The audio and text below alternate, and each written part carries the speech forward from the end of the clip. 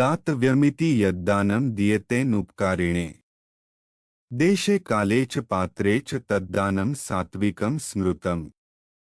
અર્થાત દાન આપવું એ જ કર્તવ્ય છે એવા ભાવથી જે દાન યોગ્ય સ્થળ, યોગ્ય સમય અને યોગ્ય પાત્ર પ્રાપ્ત થતાં પોતાના પર ઉપકાર નથી કર્યો એવા વ્યક્તિને પ્રત્યુપકારની અપેક્ષા ન રાખતા નિઃસ્વાર્થ ભાવે આપવામાં આવે છે તે દાન શ્રેષ્ઠ અને સાત્વિક કહેવાયું છે.